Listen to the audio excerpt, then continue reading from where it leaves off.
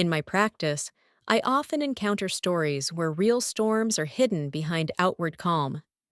Recently, an elderly woman came to see me. At first glance, she looked confident, but as soon as she started talking, I saw tears in her eyes.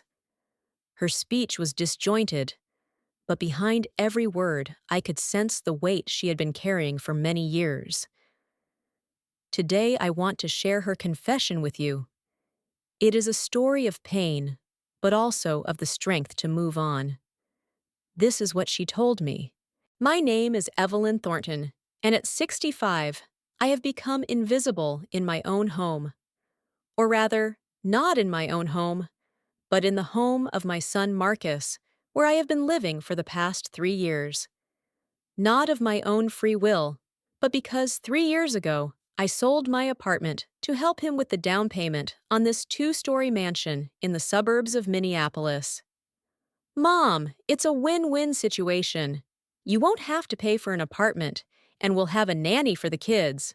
That's what Marcus said when he was trying to convince me to go along with the deal.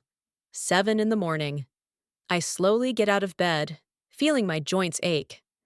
My room, the former guest bedroom on the first floor, is the smallest in the house. It's next to the laundry room. It's convenient. The laundry is always close at hand. I can't help but smile at my own thoughts. I used to teach literature in high school, and now I'm a laundress and nanny with a lifetime contract. Grandma! The door swings open without a knock, and my 7-year-old granddaughter Zoe bursts into the room. Did you remember that you promised to bake cupcakes for my class? It's Penelope's birthday today. Good morning, Zoe, I say, even though no one in this house thinks it necessary to greet me in the morning. Of course I remember. Give me 10 minutes to get ready. Hurry up! Mom said she doesn't have time to bake, and if you don't make it to school on time, I'll be so embarrassed in front of everyone. Zoe runs off without closing the door behind her.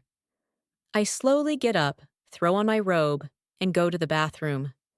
The mirror reflects a tired face with deep wrinkles around the eyes. People used to say that my expressive blue eyes were the only thing I inherited from my mother. Now they have faded like old denim that has been left in the sun for too long. After washing, I put on a house dress and head to the kitchen. Clarissa, Marcus's wife, is already there, wearing a business suit with a cup of coffee buried in her tablet. "Ah, you're up," she says instead of greeting me. Marcus left for an early meeting. Zoe needs to be taken to school at 8:30 and Jason to kindergarten at 9 o'clock. I have an important presentation at 10 o'clock, so I'll leave as soon as you drop them off. And don't forget those cupcakes or whatever you promised Zoe. Of course, Clarissa, I nod, taking flour and sugar out of the cupboard. I remember the schedule. And another thing, she looks up at me. Jason has swimming practice at 4 today. Don't forget to pick him up early from kindergarten and take him to the pool. And Zoe has ballet at 5. I nod silently, mixing the muffin batter. The pool and ballet studio are on opposite ends of town. There's only an hour between classes, and it'll take me at least 40 minutes just to get there. But I know there's no point in explaining that to Clarissa. And another thing, she adds, getting up and gathering her things. Marcus and I will be late tonight. Company party. You'll feed the kids dinner and put them to bed. It's not even a question. It's a statement of fact. I pour the batter into the molds, trying not to show my irritation. I used to think that when I retired, I would travel, go to exhibitions, and meet up with friends. Instead, I became a free housekeeper and babysitter. While the cupcakes are baking, I make breakfast for the kids and pack their lunchboxes. Zoe demands that her sandwich be cut into stars, not triangles like yesterday. Jason, my 4-year-old grandson, is being fussy and refuses to eat his cereal because it's not as crunchy as Mom makes it. Although I know for a fact that Clarissa never makes him breakfast, I always do. Grandma, you're so slow. Zoe rolls her eyes, when I finally take the muffins out of the oven. We're going to be late! We're not going to be late. We're never late because I get up an hour earlier than necessary to get everything done. But there's no point in explaining this to a 7-year-old girl. She just repeats what she hears from her mother. After I drop the kids off, the house is empty. This is the only time I can take a little break. I make myself a cup of tea and sit down in the armchair by the window, the only old armchair in this house, brought from my former apartment. Clarissa wanted to throw it away because it didn't fit in with the interior, but I insisted. This chair was given to me by my mother, and it is my only connection to my past. Sitting in this chair, I often think of my mother, Maureen Thornton. She was an amazing woman, strict but fair. Widowed at 40, she raised my sister Lorraine and me on her own. Our house in Burlington, Vermont, was built by my grandfather, a 2-story Victorian mansion with a porch and a garden full of lilac bushes. The last time I was there was 5 years ago, for my mother's 85th birthday. Lorraine and I were never particularly close. She is 2 years younger than me, but she always wanted to be first in everything.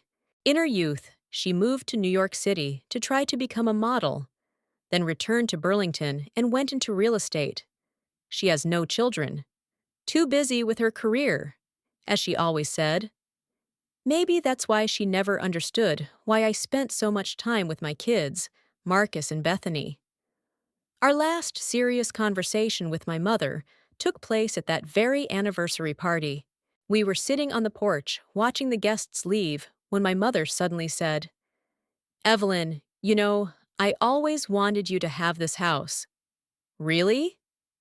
I was surprised because we had never discussed inheritance. "Yes," she nodded. "You always loved it more than Lorraine. She thinks it's old-fashioned and says we should sell it and buy something modern. But you remember every corner, every story connected with it." "That's true," I smiled. "I remember how Grandpa carved our names on the apple tree in the garden." "Exactly," Mom took my hand. "I've already made my will. The house will be yours when I'm gone. Just promise me you'll keep it."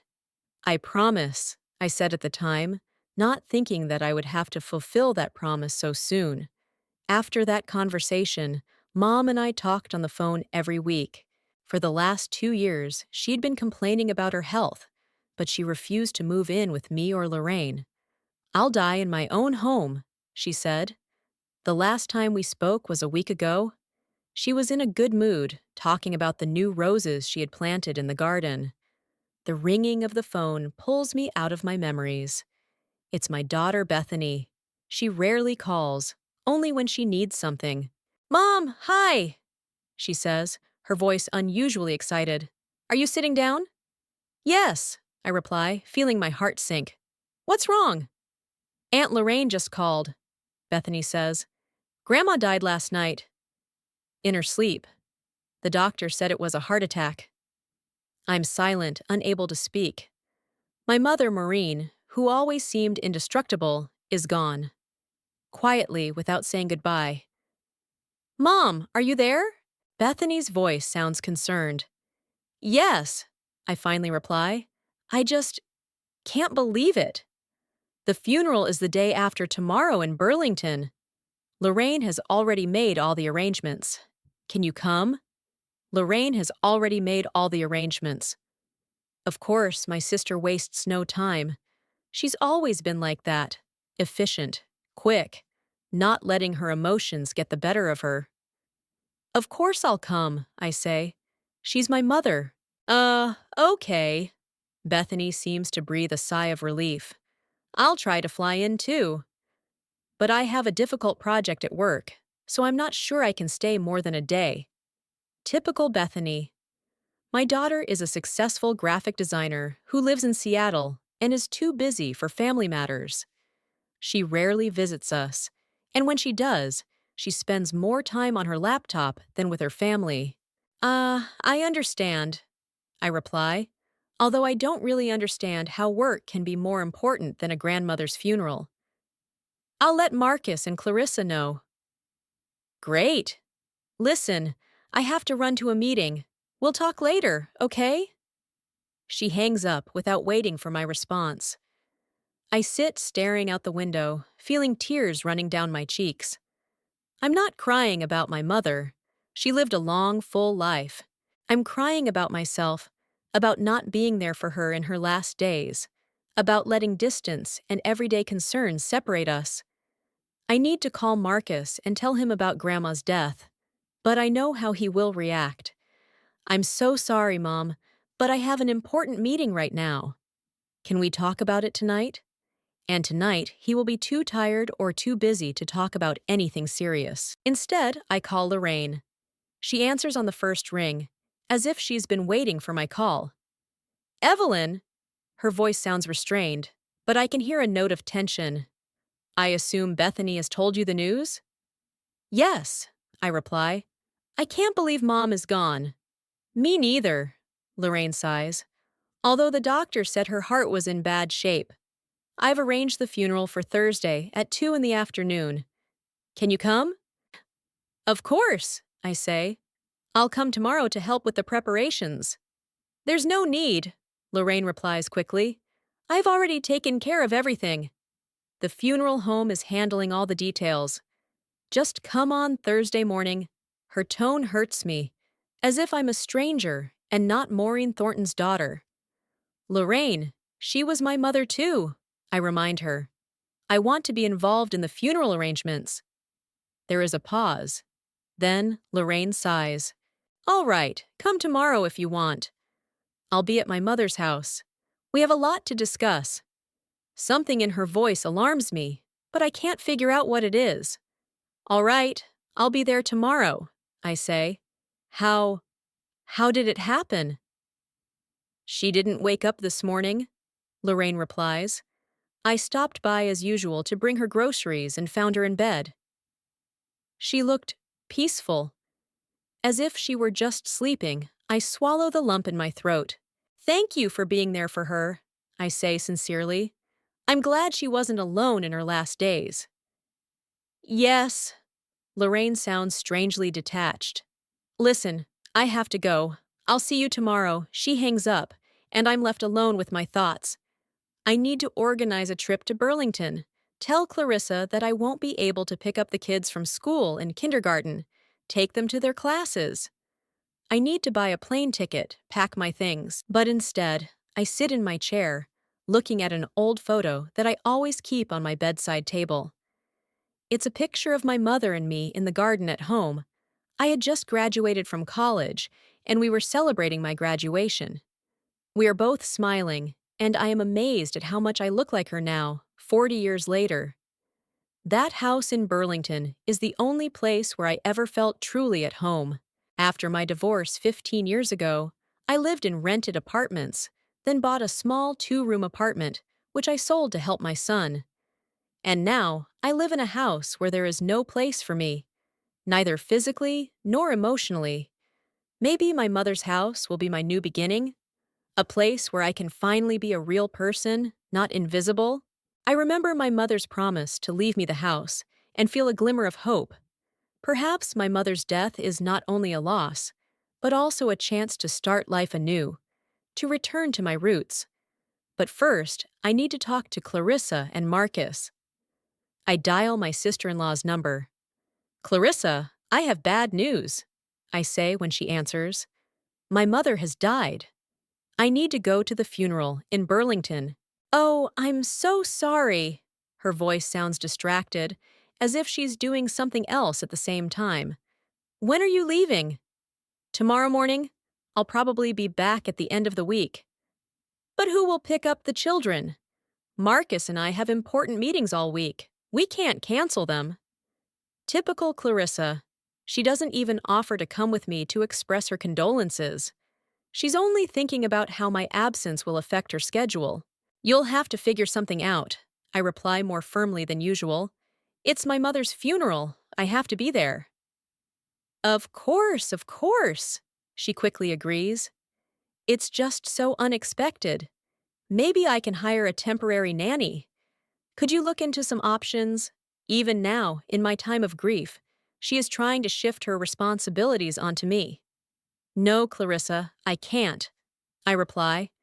I need to prepare for the trip and just be alone. Okay, she sighs. I'll figure something out. And my condolences. I thank her and hang up. Then I call the airline and book a ticket for tomorrow's flight to Burlington. I reserve a room in a small hotel near my mother's house. I don't want to stay in the house with Lorraine, at least until I understand what's going on. I'm in a daze all day. I pick up the kids from school and daycare, take them to their activities, and make dinner. They notice that I'm distracted, but it doesn't occur to them to ask what's wrong. Marcus comes over in the evening, and I tell him about Grandma's death. I'm sorry, Mom, he says, patting me on the shoulder. Are you okay? No, I answer honestly, but I will be. I'm leaving tomorrow for the funeral, Clarissa said. She's trying to find a babysitter for the kids. Could you? I begin, but he interrupts me. We can't cancel work, Mom. We have important clients, and our future depends on these contracts. I nod, not wanting to argue. After all, they are their children, their responsibility. Maybe my absence will finally make them realize how much I do for their family. In the evening, after putting my grandchildren to bed, I start packing my things. A black dress for the funeral, a few everyday outfits, shoes, cosmetics. All this time, I think about my mother, about our last conversation, about the house in Burlington, which always seems so reliable, so unchanging. At night, I can't sleep. I toss and turn in bed, listening to the silence of the house. Thoughts of my mother are replaced by memories of our childhood with Lorraine, of how we played in the garden, how my mother taught us to bake apple pie according to a family recipe. And then come the anxious thoughts about the future. What will happen to the house? What about my mother's belongings? What about her garden, which she loved so much? And where will my home be now? Will I be able to continue living here, in this house, where I am invisible? Or will I have a chance to return to myself, to become Evelyn Thornton again, and not just Grandma, the servant who is only remembered when help is needed? Towards morning, I finally fall asleep, but the alarm clock wakes me up 2 hours later. A long day lies ahead, and a meeting with the past that has unexpectedly become my future. Burlington greeted me with drizzling rain and gray skies. The weather perfectly matched my mood.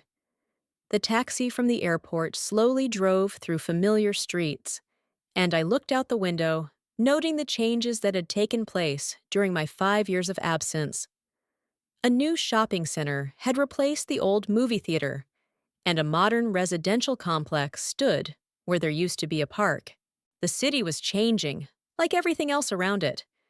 But for some reason, I hoped that at least here, time would stand still. Please stop, I asked the driver as we passed Greenmount Cemetery. I'll be out for a moment. The taxi driver frowned in displeasure, but stopped the car anyway. I'll wait, he said, turning on the meter. But keep in mind, the clock is ticking. I didn't care about the meter. I had to come here first before meeting Lorraine. When I reached the family plot, I stopped in front of my father's grave. James Thornton, loving husband and father, passed away 25 years ago. Next to it was a freshly dug grave. Tomorrow, my mother would be laid to rest here. Hi, Dad, I said quietly, placing my hand on the cold stone. Take care of Mom, okay? The wind rustled the leaves of the old oak tree that stood over our family plot. I felt as if my father was answering, I will, Evie. I spent about 10 minutes at my father's grave, gathering my strength before meeting my sister. Then, I returned to the taxi and gave the address of my parents' house. When we arrived, there were several cars parked at the gate. So Lorraine wasn't alone. After paying the taxi driver, I picked up my small suitcase and headed for the house.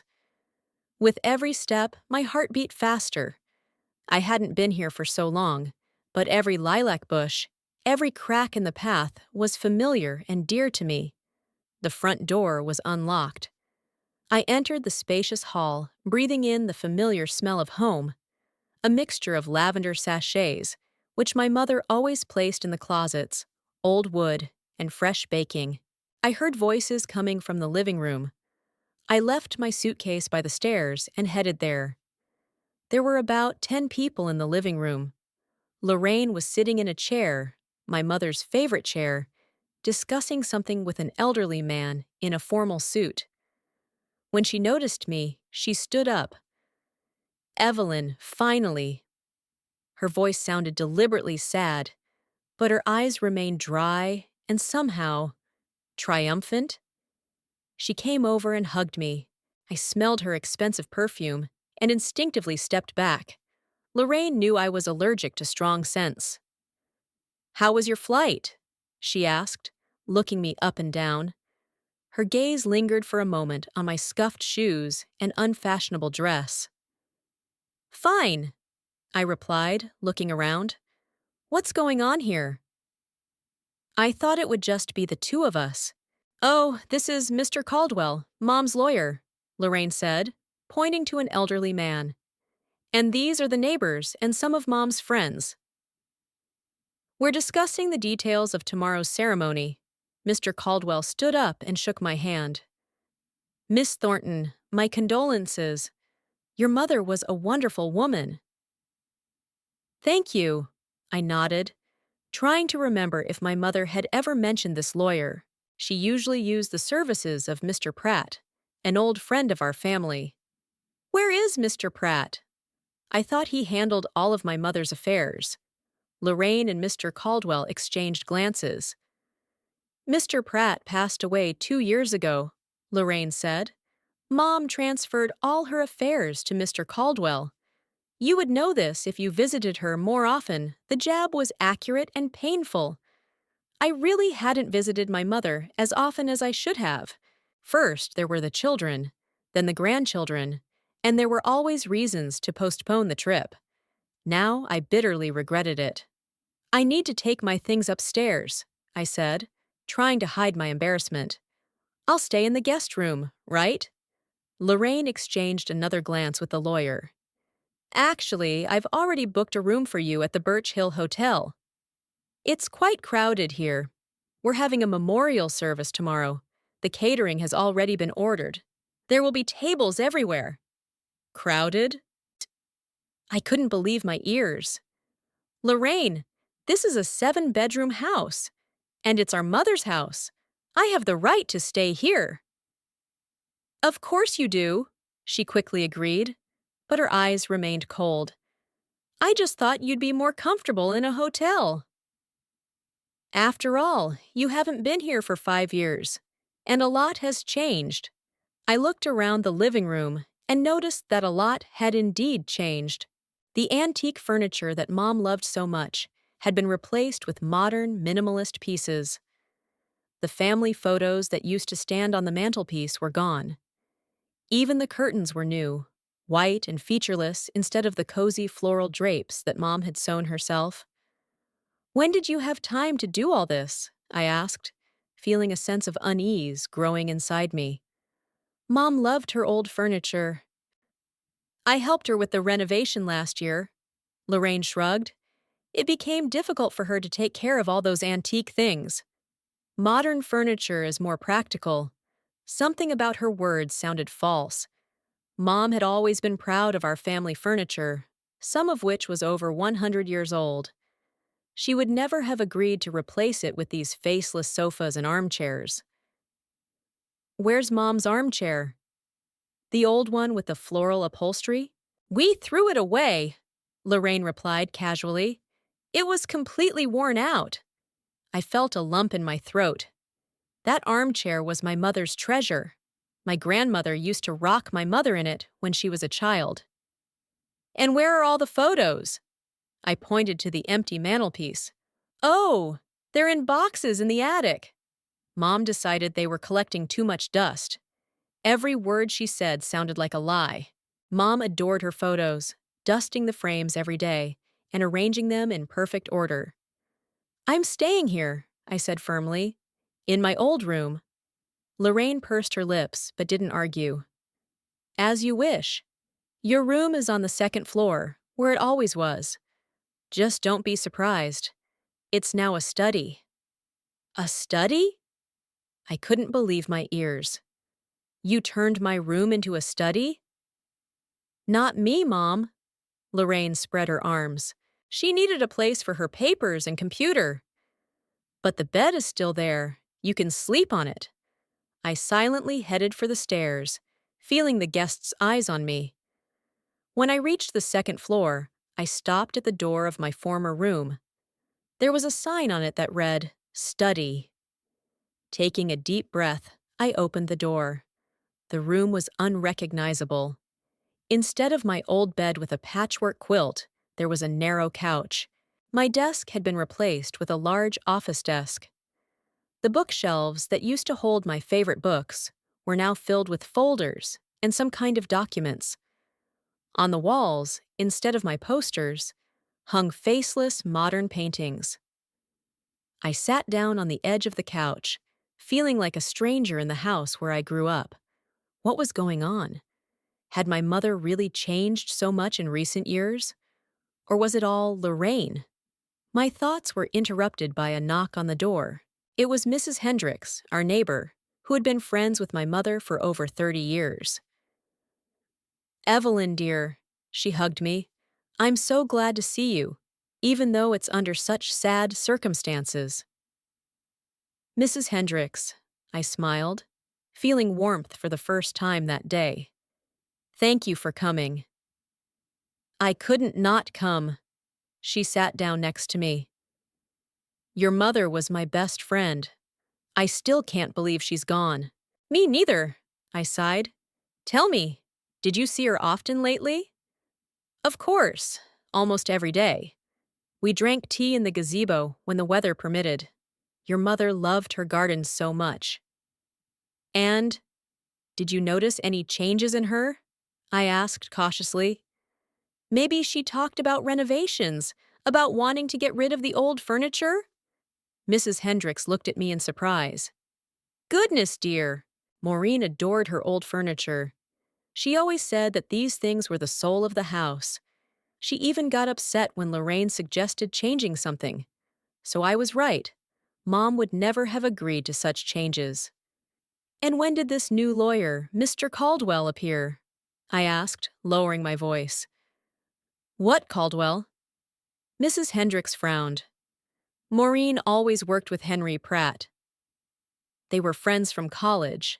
But Lorraine said Mr. Pratt died 2 years ago. Oh, no, dear. Mrs. Hendricks shook her head. Henry is alive and well. True, he moved to Florida last spring and retired. But he still consulted with Maureen over the phone. She told me so herself. The alarm inside me grew. Why did Lorraine lie about Mr. Pratt? And who was this Caldwell? Do you know anything about my mother's will? I asked, lowering my voice even more. Mrs. Hendricks glanced at the door, as if afraid we were being listened to. Maureen didn't talk to me about it directly, but she hesitated. About a month ago, she was very upset after Lorraine's visit. I went in to borrow some sugar and found her in tears.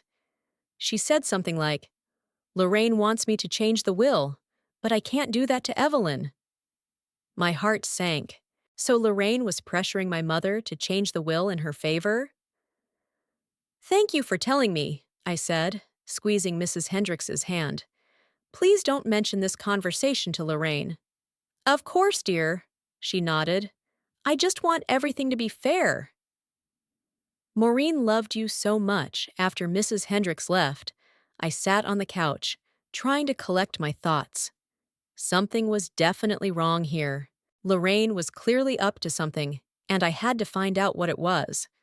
When I returned downstairs, I found that most of the guests had already left. Only Lorraine and Mr. Caldwell remained in the living room, talking quietly about something. but they fell silent as soon as I appeared. Ah, Evelyn, Lorraine smiled tensely. How do you like your room? It's unusual, I replied honestly. I didn't think Mom would decide to turn it into an office. Well, she needed a place to work, Lorraine shrugged. By the way, Mr. Caldwell would like to discuss some formalities with us. Mr. Caldwell cleared his throat and took a folder of documents out of his briefcase. Miss Thornton, he addressed me. First of all, please accept my condolences. Your mother was an exceptional woman. We met about a year ago when she decided to revise her will. Revise? I tensed up. What do you mean? You see, he opened the folder.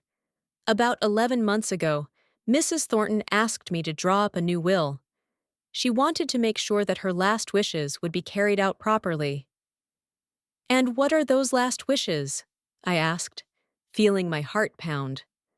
Mr. Caldwell took out the document and handed it to me. According to this will, signed on October 9th of last year, Maureen Thornton bequeaths her entire house and estate to her youngest daughter, Lorraine Thornton Parker, whom she refers to as, and I quote, my favorite daughter, the only one who has been there for me in recent years. I took the document with trembling hands. It couldn't be true. Mom never called Lorraine her beloved daughter. She always treated us equally, even when my sister and I fought. There is a small monetary inheritance for you, Mr. Caldwell continued. $10,000 to be paid after the sale of some securities. $10,000? After Mom promised me the house. After I spent my whole life taking care of my family, my children, my grandchildren, sacrificing my own interests? This must be some kind of mistake, I said, returning the document. Mom promised me this house. We talked about it on her 80th birthday, 5 years ago. Apparently, she changed her mind, Lorraine interjected with a slight smile. People change their minds, especially when they feel they are not being cared for. What do you mean? I turned to my sister.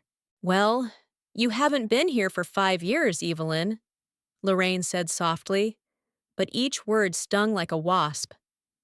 Mom was sick. She needed help. Who do you think took her to the doctors? Who gave her injections every night?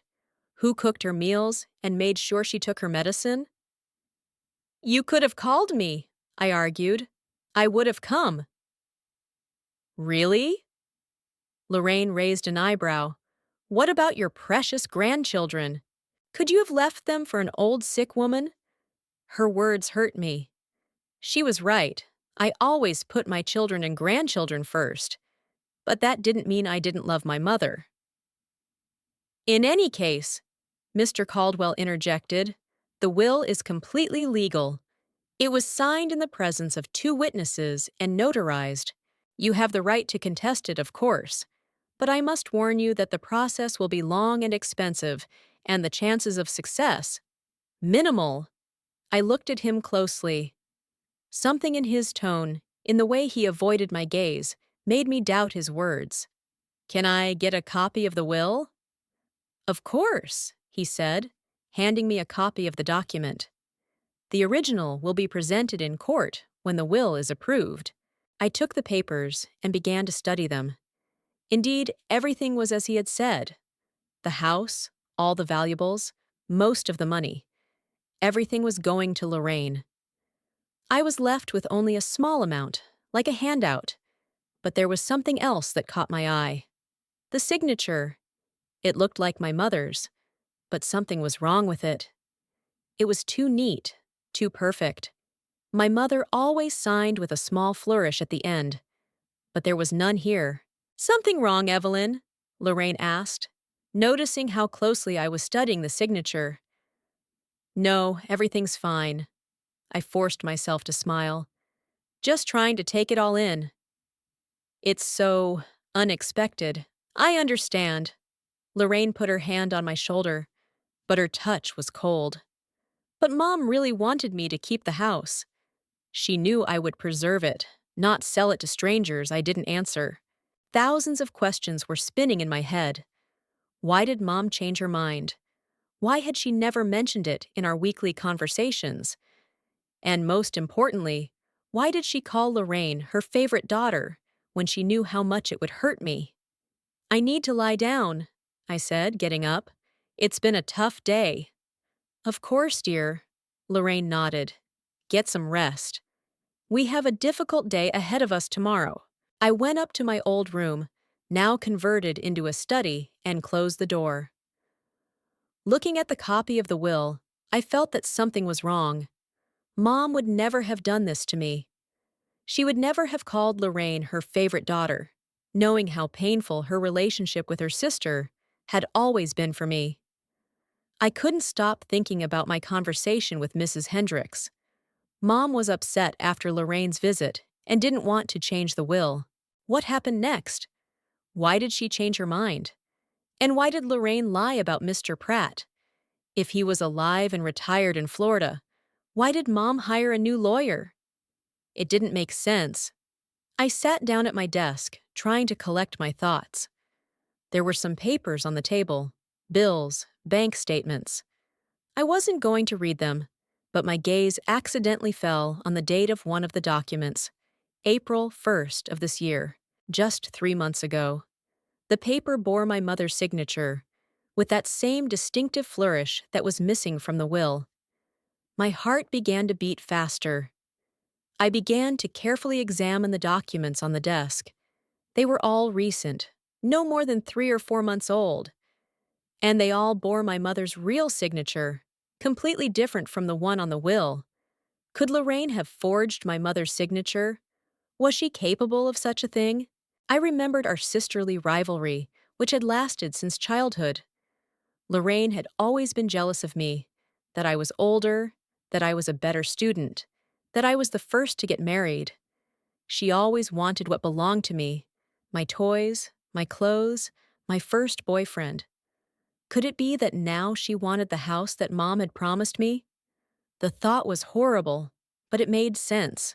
Lorraine always knew how to manipulate people, to get them to do what she wanted. Maybe she pressured Mom into changing her will. Or, even worse, she forged it after Mom's death. I hid a copy of the will in my bag and decided to call Mr. Pratt tomorrow. If anyone knew the truth about my mother's intentions, it was him. In the meantime, I had to act natural and not let Lorraine see that I suspected anything. When I went downstairs, I found that Mr. Caldwell had already left and Lorraine was cooking dinner in the kitchen. "Would you like to eat?" she asked when she heard my footsteps. "I made Mom's signature chicken soup." "I'd love some," I nodded, trying to sound normal. We sat down at the kitchen table, a new glass table, completely different from the old wooden table Lorraine and I had grown up with. The soup was delicious, but it wasn't Mom's recipe. Mom always added thyme and bay leaves to the soup, and there were none here. "Tell me how Mom's last days were," I asked, trying to get my sister to talk. Lorraine tensed up a little. "Normal," she replied. She hadn't been feeling well for the last week and was complaining about her heart. I suggested calling the doctor, but she refused. She said it was just her age. "What did the doctor say after you found her?" "Heart attack, like I told you." Lorraine avoided my gaze. "It's not uncommon at her age." "Yes, of course," I agreed. "It's just strange that there were no warning signs. When we spoke a week ago, she was in a great mood." "People tend to hide their problems from those they love," Lorraine remarked philosophically, "especially if they're far away and can't help." Another jab. I ignored it. "Did you find her in the morning?" "Yes, around 10. I stopped by, as usual, to bring her groceries. She didn't open the door, so I got worried and went in myself. I have a key. I found her in bed. She looked peaceful." Her voice trembled, and for the first time that day, I saw real sadness in my sister's eyes. So she did love Mom in her own way after all. I'm sorry you had to go through this alone, I said sincerely. Lorraine nodded, grateful for my understanding. Thank you. It was difficult, but I'm glad she didn't suffer. She just fell asleep and didn't wake up. We finished dinner in relative silence. Then Lorraine went to her room. She had taken Mom's bedroom, which didn't surprise me, and I was left alone in the kitchen. Looking around, I realized that the house I grew up in no longer existed. Lorraine had turned it into something completely different: cold, modern, soulless.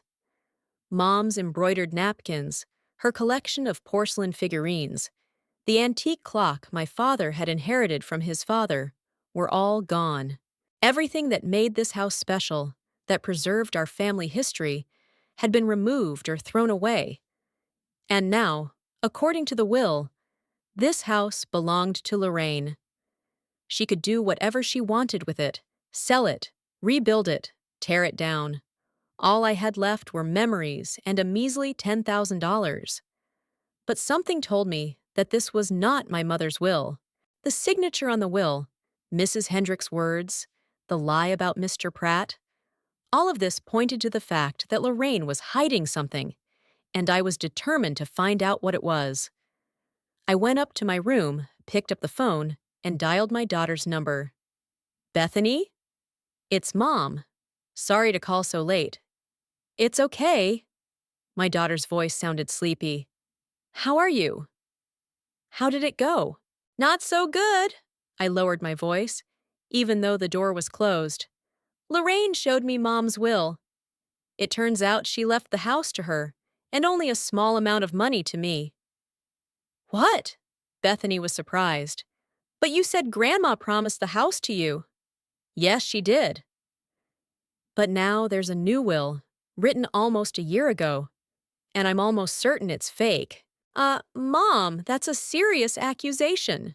Bethany's voice sounded concerned. Are you sure? No, of course I'm not sure, I sighed. But there are some oddities. The signature doesn't look like Mom's, and the neighbor said that Mom didn't want to change the will when Lorraine asked her to. What are you going to do? I don't know yet. The funeral is tomorrow, and I don't want to cause a scene, but later I'll deal with it. I won't let Lorraine steal what rightfully belongs to me. Be careful, Mom, Bethany warned. Lorraine has always been a difficult person, and she probably has allies in town. I know, I sighed, but the truth is on my side. And I'll find a way to prove it. After talking to Bethany, I couldn't sleep for a long time. I lay on the narrow couch, staring at the ceiling and thinking about my mother, about home, about Lorraine, about how everything had changed and how I had allowed it to happen by staying away all these years. Mom always said the house would be mine, I thought as I fell asleep, and I was determined to carry out her true will, not the one my sister had fabricated. My mother's funeral was a blur. The gray sky, the cool wind, the black umbrellas over the heads of the mourners. I stood next to Lorraine by the freshly dug grave, listening to the priest's words about eternal rest and the kingdom of heaven. Bethany stood on the other side of me, slim and elegant in her expensive black suit. She had flown in that morning and was due to fly out that evening. Urgent business, Mom. You understand. I looked at the simple wooden coffin slowly being lowered into the ground and felt a strange numbness. Mom was gone, and with her, a part of my past, my roots.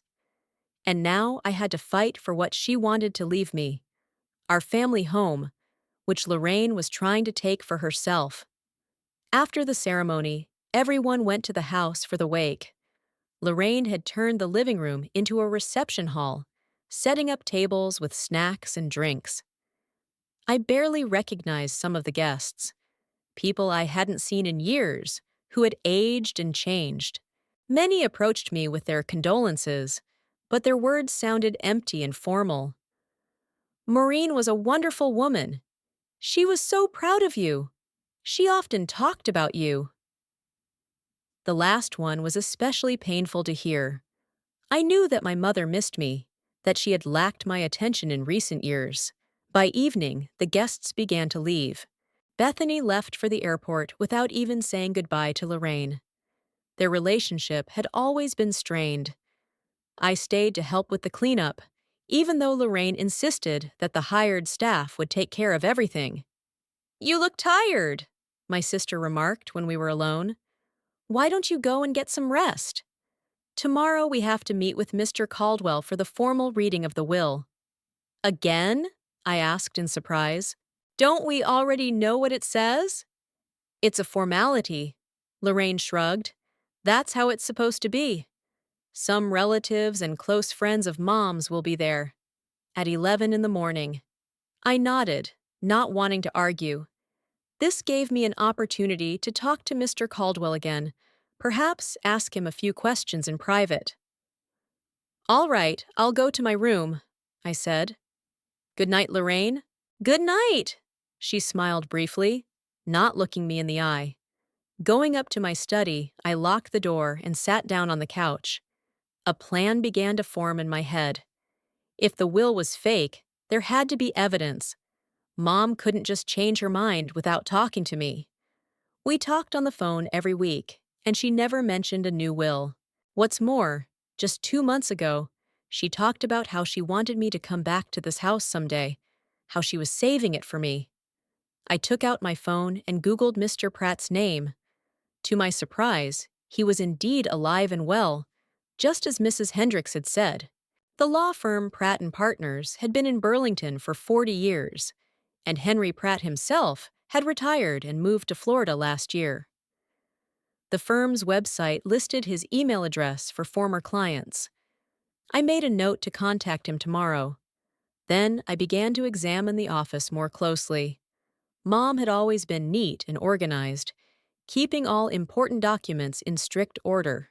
If this really was her office, there had to be some personal papers left behind. I started with the desk. The top drawer contained office supplies. The second drawer contained folders with utility bills. I methodically looked through the contents of each drawer, but found nothing particularly interesting. Everything was too impersonal. It was as if someone had deliberately removed anything that could have personal significance. My gaze fell on the bookcase in the corner of the room. It was filled with reference books, dictionaries, and a few paperback novels. But on the bottom shelf, almost at floor level, was an old shoebox. I took it out and opened the lid.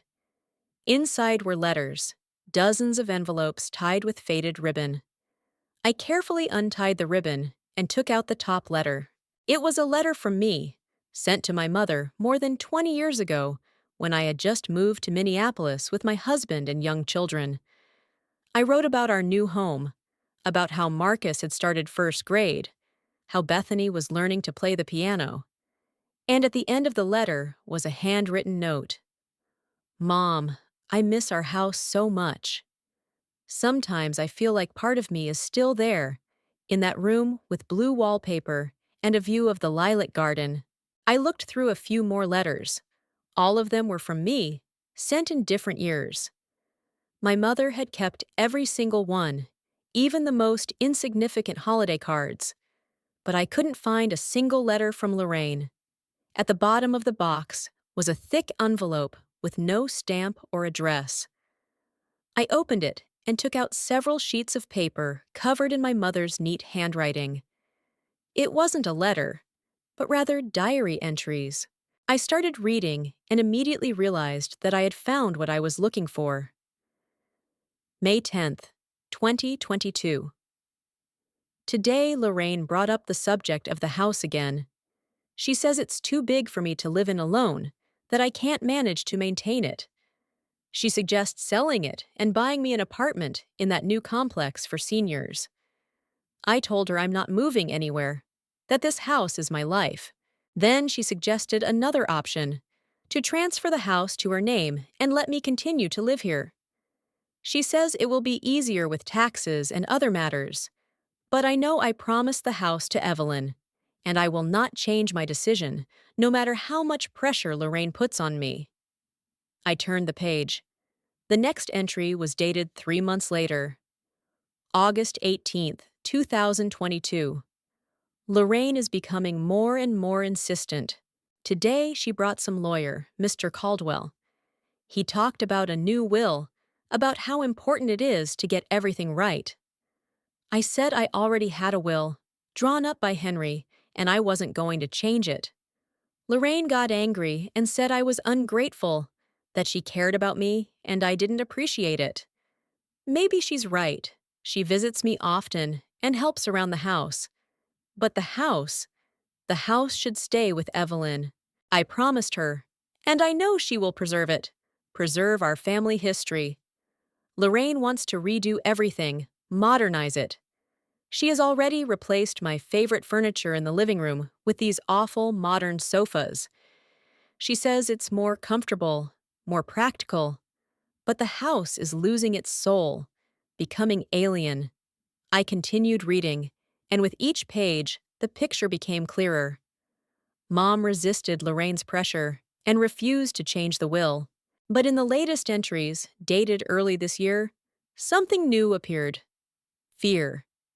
February 3rd, 2023. I'm starting to be afraid of Lorraine. Yesterday, she yelled at me for the first time in my life. She said I was out of my mind, that I didn't understand what was best for me. She threatened to go to court to have me declared incompetent. That's absurd, of course. I'm perfectly sane, but the very thought that my own daughter could do this to me. I don't know what to do. Maybe I should call Evelyn and tell her everything. But I don't want to bother her. She has enough to worry about with her grandchildren. The last entry was dated just a month ago. June 15th, 2023. I spoke to Evelyn on the phone today. She told me about her grandchildren, about how Zoe is learning to play the violin. I wanted to tell her about my problems with Lorraine, but I couldn't. She sounded so tired, so worn out. She has her own life, her own problems. I decided to talk to Henry. Yes, he's retired, but he's always been a friend to me, not just a lawyer. He must know what to do. I'll call him tomorrow. That was where the entries ended. I sat there, holding the last sheet in my hands, and felt anger rising inside me. Lorraine pressured my mother, intimidated her, tried to get her to change her will. And it seems that after my mother's death, she did indeed forge the document, using the services of that dubious Mr. Caldwell. I carefully folded the sheets back into the envelope and returned the envelope to the box of letters. Then I put the box back in the bookcase. Lorraine must not know that I had found these notes. They could be important evidence if the case went to court. The next step was to contact Mr. Pratt. I wrote him an email, introduced myself as Maureen Thornton's daughter, and asked for a phone call as soon as possible regarding a very important matter related to my mother's estate. In the morning, I went downstairs for breakfast and found that Lorraine had already left. There was a note on the kitchen table, left to take care of some business before the reading of the will. Meet at Caldwell's at 11. Address, Maple Street, 23. This was my chance.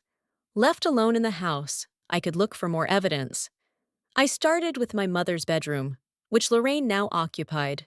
The room had been completely transformed.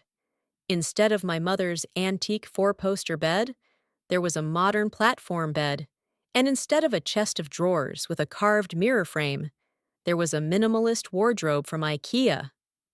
I methodically searched the drawers, closets, and bedside tables, but found nothing of interest, only clothes, cosmetics, and some trinkets. Then I moved on to Lorraine's former room, which now served as a guest bedroom. Here, too, everything was new and faceless. No personal belongings, no documents. I went downstairs and headed for my father's study, a small room next to the living room, where Dad used to work on his scientific articles. To my surprise, this room remained almost untouched. The same massive oak desk, the same floor-to-ceiling bookshelves, even Dad's old typewriter still stood on a small table by the window. I began to look through the contents of the desk drawers, and in the bottom, left one, I found a folder labeled Will. Inside was a document dated March 8th, 2018, 5 years before my mother's death. It was her actual will, drawn up by Mr. Pratt. And in it, in black and white, it said, I, Maureen Elizabeth Thornton, being of sound mind and memory, bequeath my house located at 18 Oak Street, Burlington, Vermont, to my eldest daughter, Evelyn Jane Thornton. I couldn't believe my luck. There it was, my mother's real will, which Lorraine had obviously decided to replace with a fake. I took a photo of the document on my phone, then carefully returned it to the folder and the folder to the desk drawer. Lorraine mustn't know I'd found it. As I left the office, I heard the front door open. Lorraine was back. I quickly went into the kitchen and pretended to make coffee. "Oh, you're up," Lorraine said as she entered the kitchen. "How did you sleep?" "Not bad," I lied. In fact, I had hardly slept, thinking about my plan of action. "Where did you go?" "To the funeral home. I had to take care of the last formalities." She poured herself some coffee. "Are you ready to meet Mr. Caldwell?" "Yes, of course," I nodded, trying to look calm. "What time do we need to leave?" "In an hour." Lorraine looked at her watch. "You have time to get ready." I nodded and went upstairs. I needed to think about my next move. I had evidence, my mother's notes, and a photo of the real will. But that might not be enough. I needed an ally, someone who could help me navigate all this legal confusion. And I had an idea. At 10:30, Lorraine and I left the house and got into her brand new BMW. Mr. Caldwell's office was in the city center, in a modern glass and concrete building. When we entered the spacious reception area, we were already expected. An elderly couple who were neighbors, my mother's cousin and his wife, and several of my mother's friends from the gardening club. Mr. Caldwell came out to greet us from his inner office, dressed in an impeccable gray suit. "Miss Thornton! Miss Thornton Parker!" He shook our hands. "Please come in."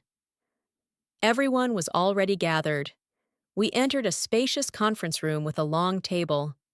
Mr. Caldwell sat at the head of the table, Lorraine to his right and me to his left. The others sat around the table. I noticed Mrs. Hendricks looking at me with sympathy. "We are gathered here today," Mr. Caldwell began in a formal tone, "to announce the last will and testament of Maureen Elizabeth Thornton, expressed in her will, drawn up on October 9th, 2022, and duly certified in the presence of witnesses." He took out the familiar document and began to read. I listened half-heartedly, already knowing the contents. The house, all the valuables, and most of the money went to Lorraine. I got a measly $10,000.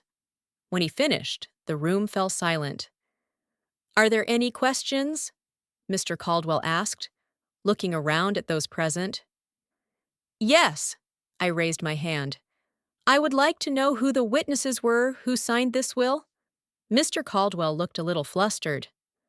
It was my assistant, Mr. Jenkins, and—" He flipped through the papers. "And Mrs. Wilson, your mother's secretary." "My mother didn't have a secretary," I objected. "She was retired and handled all her own affairs." "I meant she helped your mother with some paperwork," Caldwell quickly corrected himself.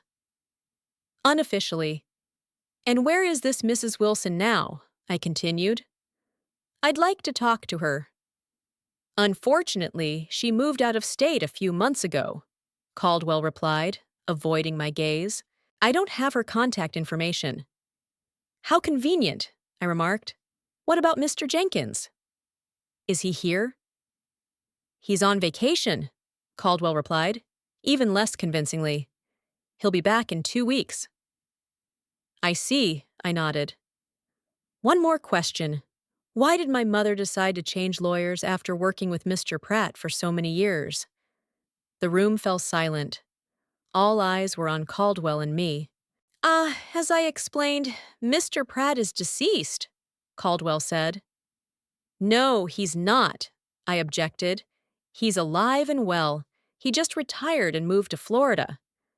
I contacted his firm. Lorraine turned sharply toward me. What are you doing, Evelyn? She hissed. This is not the place for such discussions.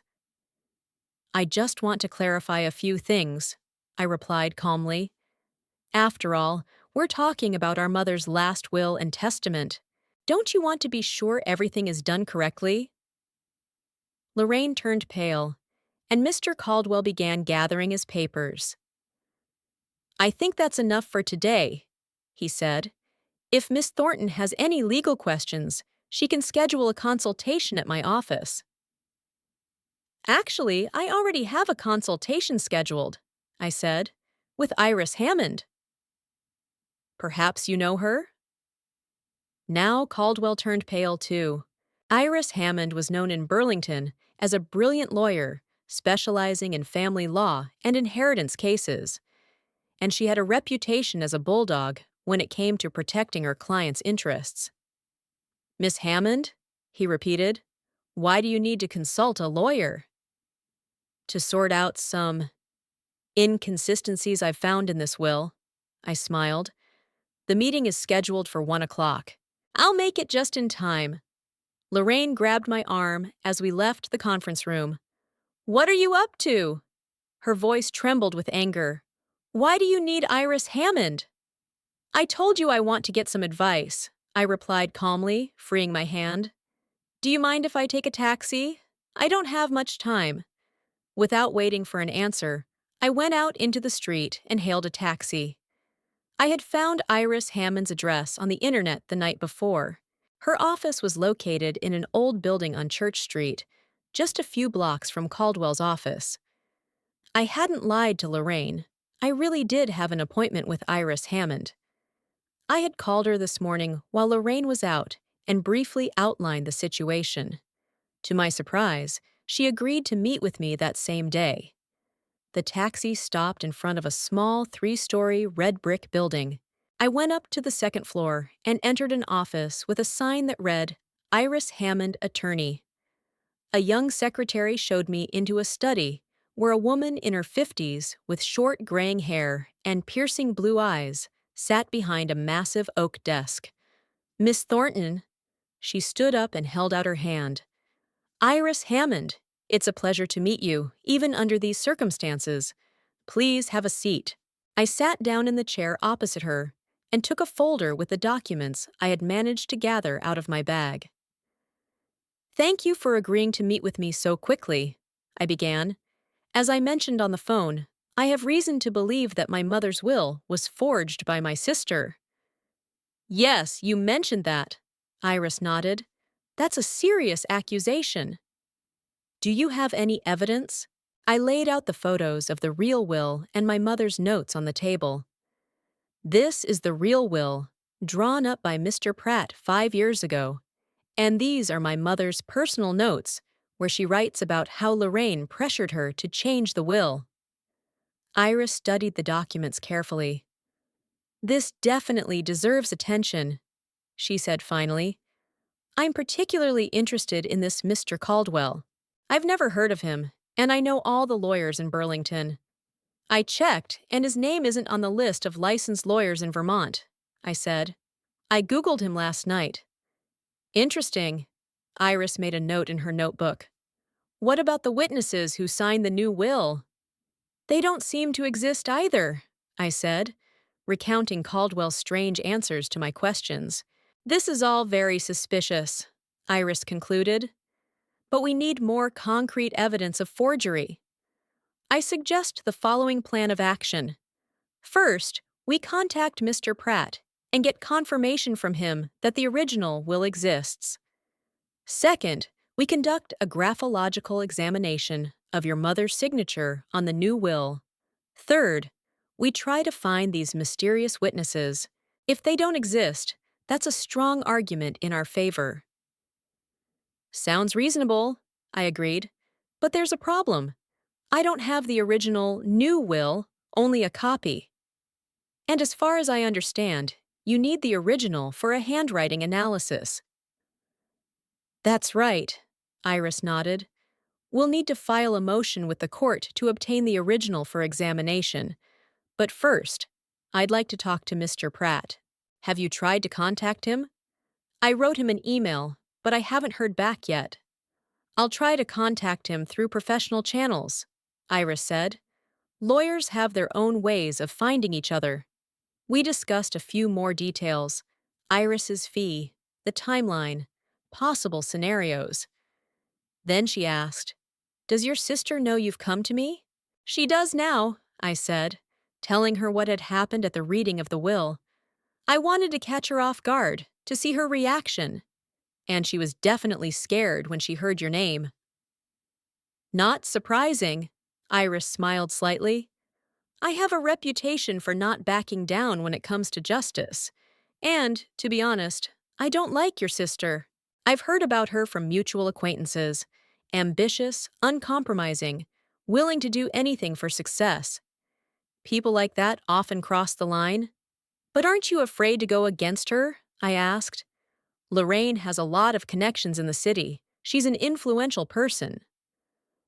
Miss Thornton, Iris straightened up in her chair. I've challenged people more powerful than your sister.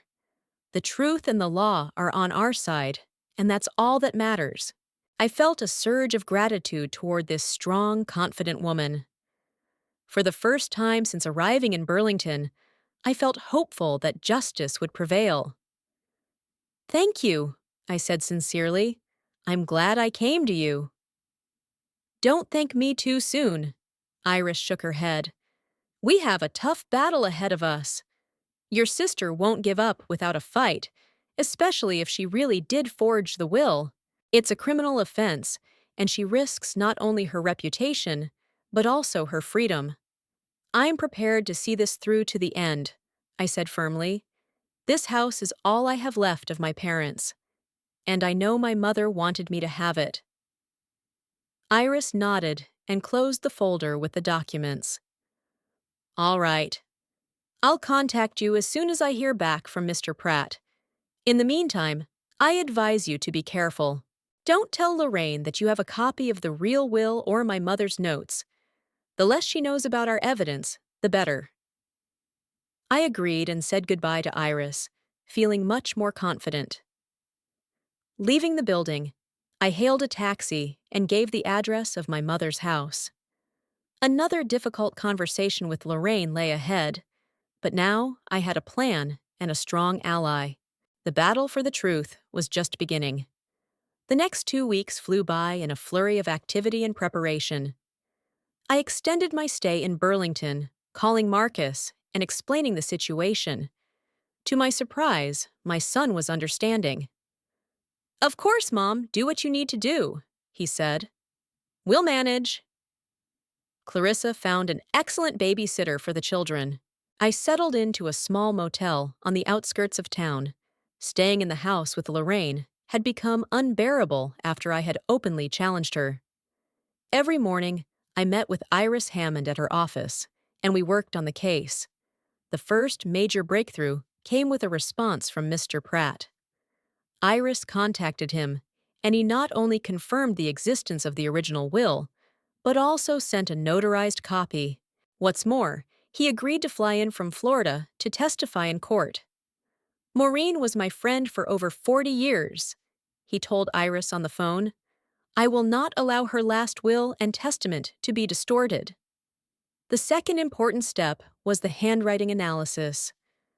Iris filed a motion with the court requesting that the original new will be provided for examination. The judge granted the request, and Caldwell had to provide the document.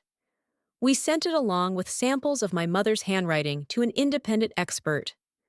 Iris also found evidence that Mr. Caldwell was not a licensed lawyer. He turned out to be a former real estate agent who had been disbarred for fraud 3 years earlier. Somehow, he had managed to create the appearance of a legal practice, and Lorraine was obviously aware of this.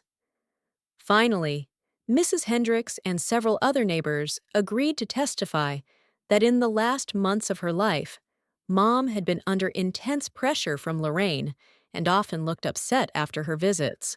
Lorraine, for her part, hired a well-known Boston lawyer who specialized in complex inheritance cases.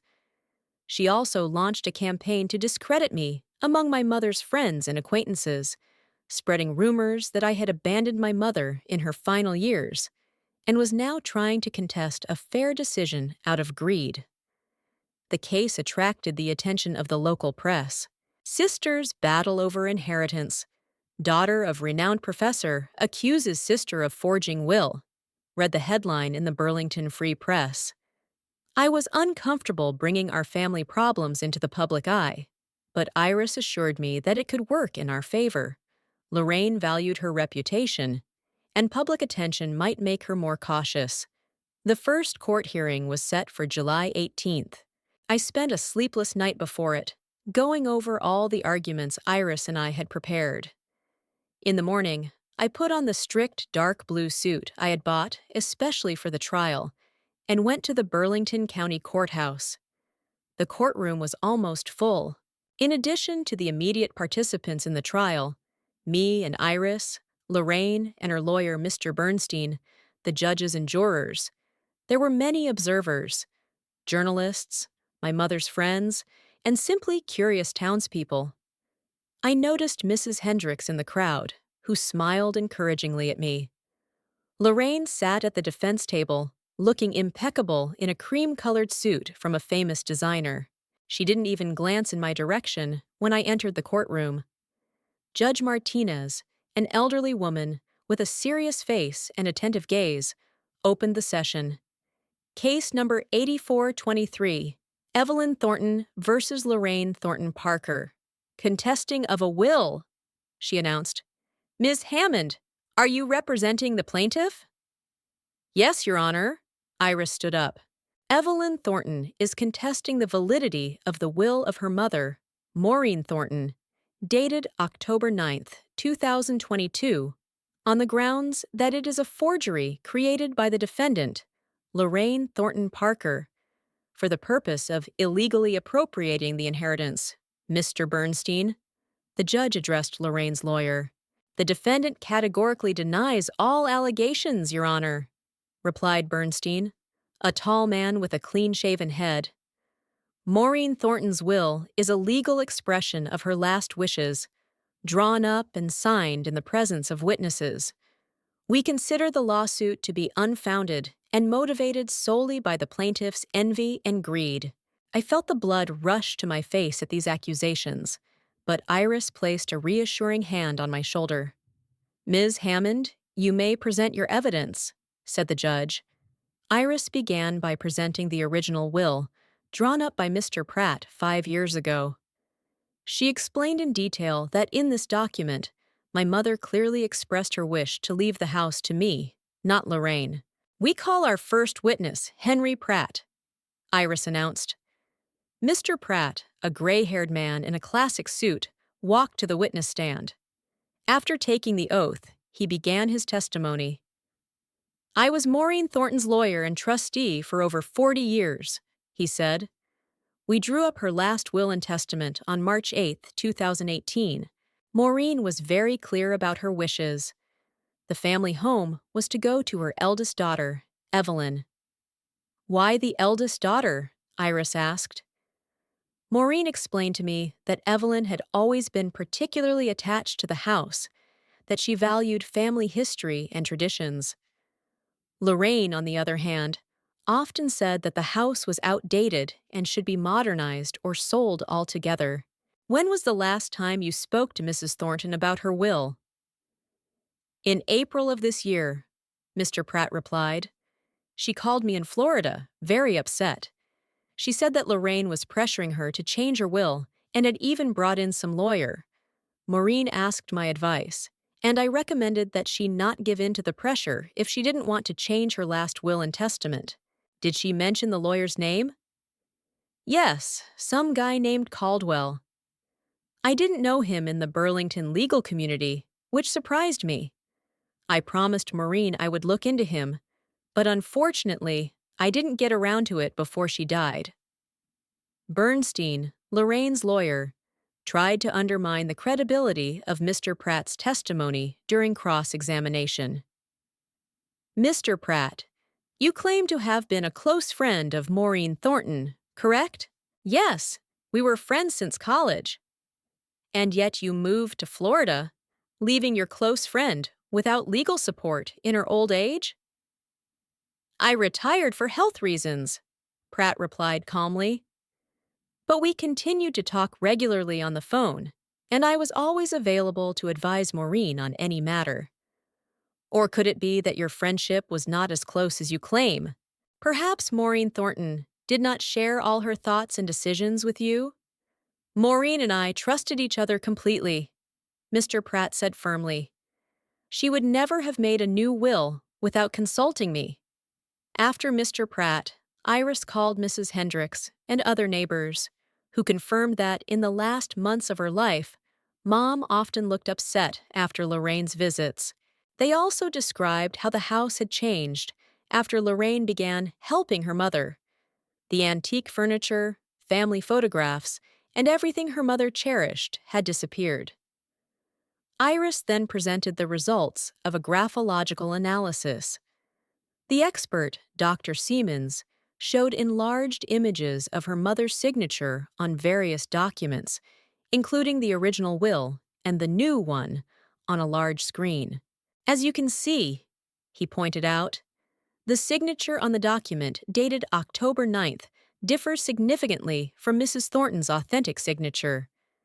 The characteristic flourish at the end is missing, the pressure is uneven, and there are micro-pauses that indicate that the signature was copied rather than written with a natural hand movement. With a 97% probability, it can be said that this signature is a forgery. Bernstein tried to challenge the expert's competence, but his arguments seemed unconvincing. Lorraine sat with her lips pressed into a thin line, her face pale. The key moment of the trial was my own testimony. When Iris called me to the witness stand, I felt my heart pounding. A lot depended on how convincingly I told my story. Miss Thornton, Iris began, tell the court about your relationship with your mother. We were very close, I said, trying to speak clearly. Even after I moved to Minneapolis, we talked on the phone every week and wrote letters to each other.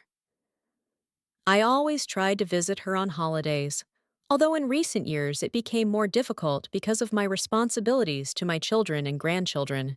Did your mother ever talk to you about her intentions regarding the house? Yes, many times. The last serious conversation on this subject took place on her 80th birthday, 5 years ago.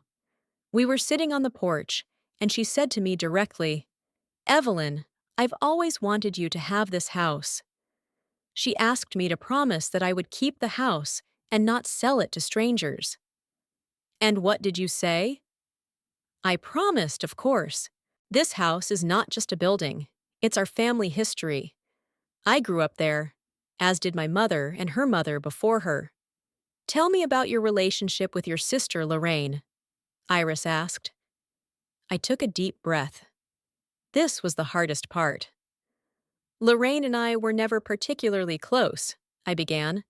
Since childhood, we've had a complicated relationship. I'm 2 years older than her, and it seems like she always felt the need to compete with me. Could you give some examples? When I was 10, my parents gave me a beautiful porcelain doll for my birthday. Lorraine was so upset that I had something she didn't have that she broke the doll and then told our parents that I had dropped it. When I started dating my first boyfriend in high school, Lorraine did everything she could to steal him away from me, and she succeeded. Objection, Your Honor, Bernstein exclaimed. Childhood grievances are irrelevant to the case. Overruled, said the judge. The witness is describing a pattern of behavior that may be relevant to understanding motives. I continued. When our father died, My mother was devastated.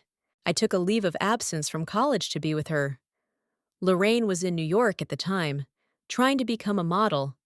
She hardly ever called or visited.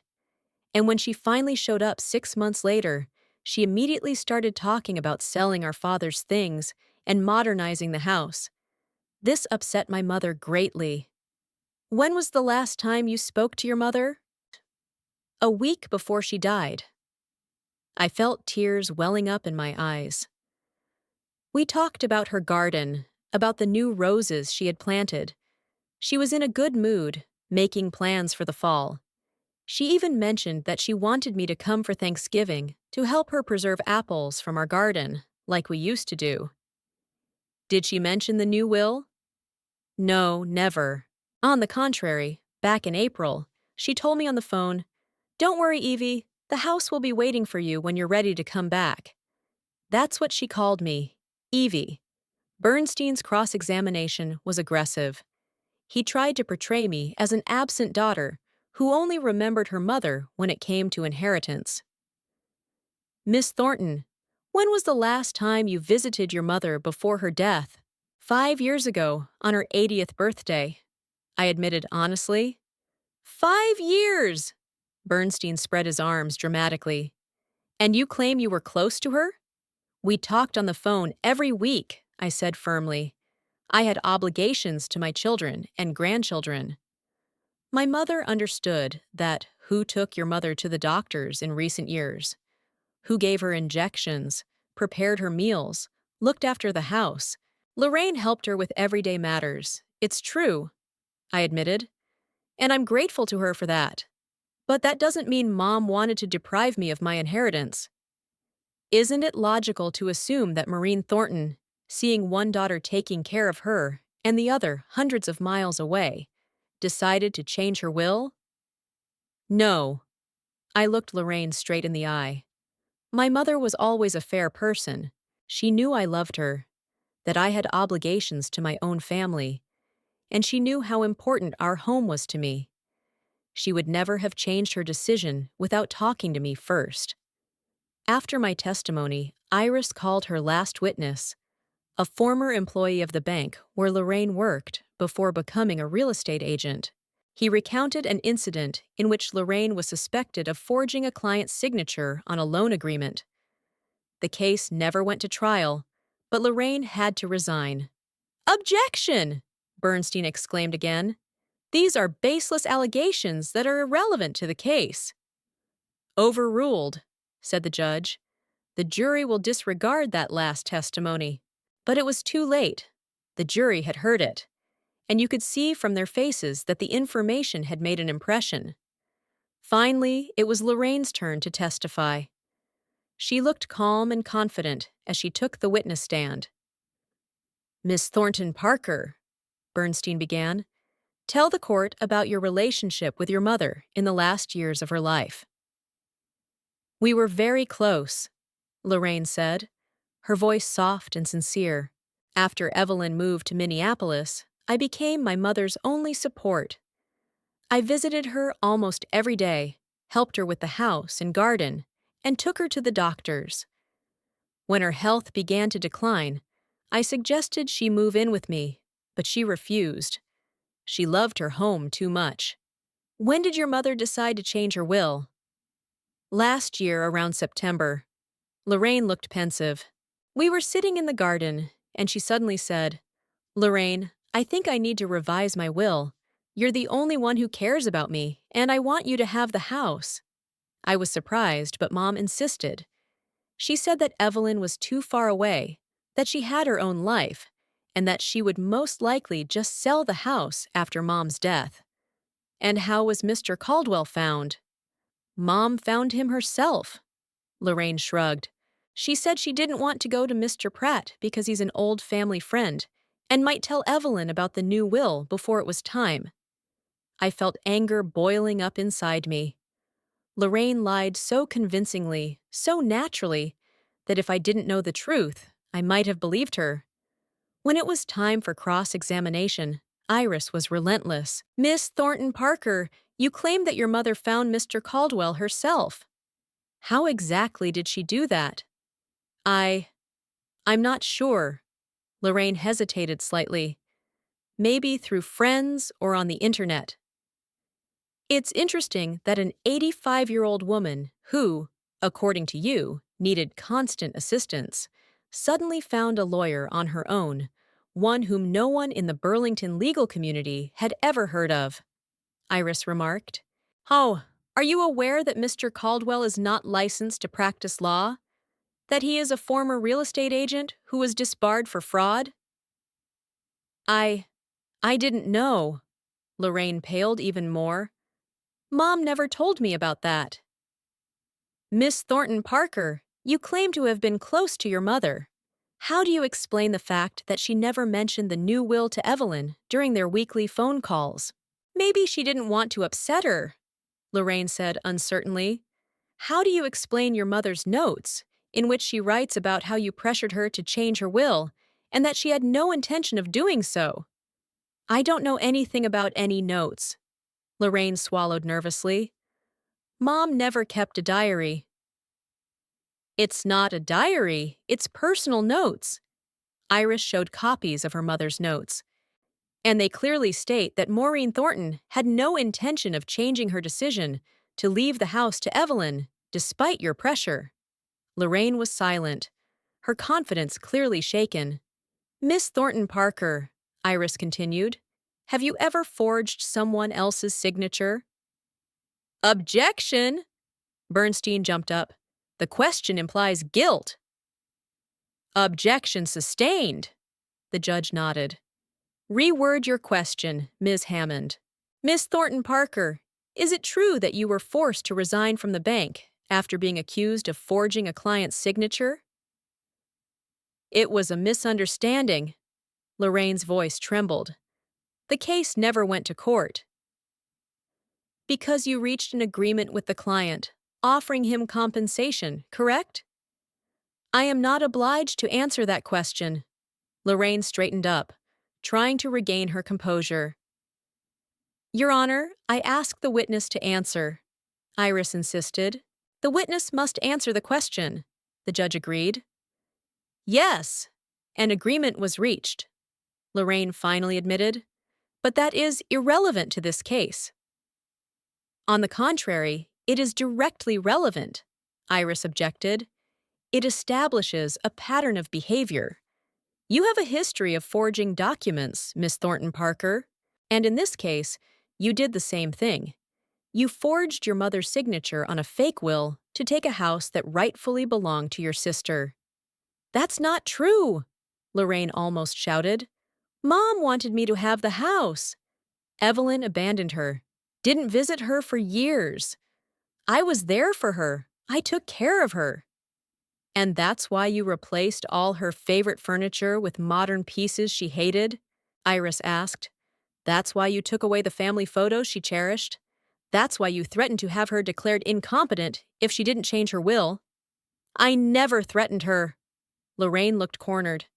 I was just taking care of her, doing what was best for her. Best for her or for you, Miss Thornton Parker? Iris asked quietly. Lorraine didn't answer, lowering her eyes. Bernstein tried to remedy the situation with additional questions, but it was clear that Iris's cross-examination had dealt a serious blow to the credibility of Lorraine's testimony. The closing arguments were brief. Iris summarized all the evidence of forgery, the handwriting analysis, Mr. Pratt's testimony, my mother's notes, and the neighbor's testimony about Lorraine's pressure. Bernstein tried to emphasize that I rarely visited my mother, that Lorraine was the main person who had cared for her in recent years, and that the new will was a logical expression of gratitude to my mother. The jury retired to deliberate at 2 o'clock in the afternoon. Iris and I waited in the courtroom hallway, not speaking. Lorraine and Bernstein were at the other end of the hallway, also silent. To my surprise, the jury returned after only an hour and a half. We took our seats in the courtroom again. I could feel my heart pounding in my chest as the foreman stood up to announce the verdict. The jury has reached a unanimous decision, he said. we find that the will of Maureen Thornton, dated October 9th, 2022, is invalid because it was made under duress and contains a forged signature. We recognize as valid the will dated March 8th, 2018, which bequeaths the house to Evelyn Thornton. I closed my eyes, feeling tears of relief roll down my cheeks. Iris squeezed my hand tightly. We won. Justice had prevailed. Judge Martinez banged her gavel. The court finds the will of Maureen Thornton, dated March 8th, 2018, to be valid and enforceable. The house and other property shall pass to Evelyn Thornton in accordance with this will. Case closed. I looked at Lorraine. She sat motionless, her face white as chalk. Our eyes met, and for a moment I thought I saw not only anger and disappointment in her eyes, but something else. Perhaps shame? Remorse? But the moment passed, and Lorraine turned away, quickly gathering her things. As I left the courtroom, I was met by a crowd of reporters. They bombarded me with questions about the trial, my feelings, my plans for the future. Iris helped me through the crowd without answering any questions. "We can make a statement later if you want," she said as we got into her car. "But right now, you need to rest." "It's been a tough day." "Thank you," I said sincerely. "I couldn't have done it without you." "I was just doing my job," Iris smiled. "But I'm glad justice prevailed." "Your mother would have been proud." On the way back to the motel, I thought about my mother, about the house, about the fact that it was now truly mine. I had to decide what to do next: sell the house and return to Minneapolis to my children and grandchildren, or perhaps start a new life here in Burlington, in the house where I grew up. But one thing I knew for sure: I would keep the promise I made to my mother. I would preserve the house, restore the soul that Lorraine had tried to erase. I would bring back the old furniture, if it was still around somewhere, hang up family photos, and plant new lilac bushes in the garden. I would do everything to make the house the way my mother loved it again. And Lorraine? Well, maybe someday we could talk, try to understand each other. After all, we are sisters, the only remaining members of the Thornton family. But right now, the wound was too fresh, the betrayal too painful. Time will tell if we can ever restore even a semblance of a normal relationship. For now, I was just happy that justice had prevailed, that my mother's last wish would be fulfilled, and that the house that had always been the center of our family history would not be lost to future generations. When the story ended, I shared 3 thoughts. First, it is important to acknowledge your pain, not hide it. Second, respect begins with ourselves. Third, sometimes life gives you a second chance, but it is up to each of us to decide whether to take it or not. What about you? What would you do? Write your opinion and tell us where you are listening from.